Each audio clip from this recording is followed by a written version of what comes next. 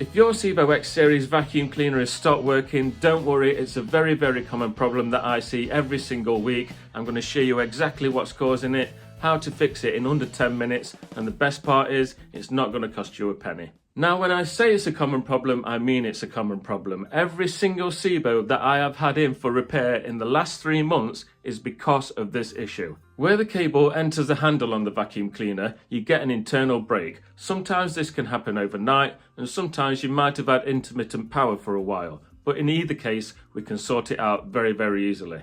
I'm going to show you how to reuse your existing cable. We're just going to shorten it by about 6 inches, or if you've bought a new cable, you can also still use this same process to fit your new cable. We're going to start like we always do by making sure we've unplugged from the mains. Then we need to unlock the handle and release that from the vacuum cleaner. Now listen very carefully, this is the most important bit. There's a screw that retains the plastic part on the handle. Please don't just undo that willy-nilly, because if the handle is in the normal position, there's a nut inside and it drops to the bottom of the handle, and then we're going to end up in all kinds of mess. So make sure your handle is tilted upside down and then undo this screw.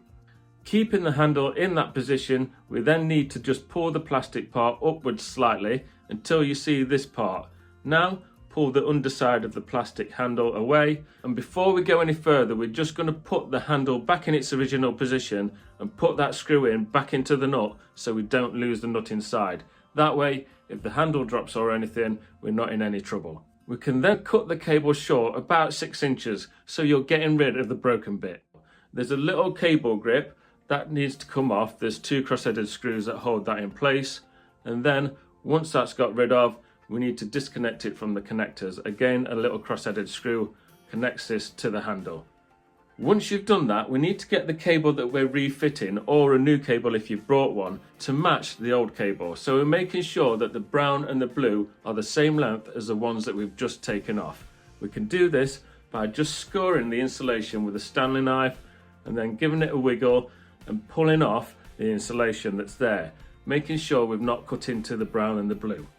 The next step is just to take a little bit of insulation off the brown and the blue wire. Then your cable is ready to be threaded through the handle, so we're reusing the cable grommet too, and then we need to connect it where we got it from. So the brown goes to the brown and the blue goes to the blue like so.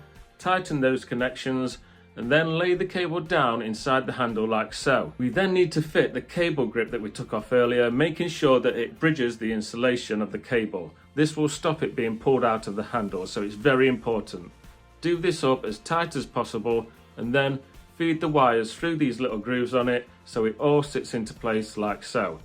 We are then going to undo the famous retaining screw, making sure that we've got the handle tilted upside down so we're not losing the nut inside.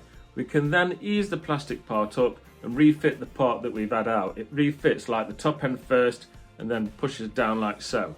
Then slide the whole thing down, making sure we've still got the handle tilted upside down, and we can do up that screw, and then we have done our repair and we can put our handle back on our vacuum cleaner. Just lock it into position, flick it on at the mains, and you're good to vacuum again.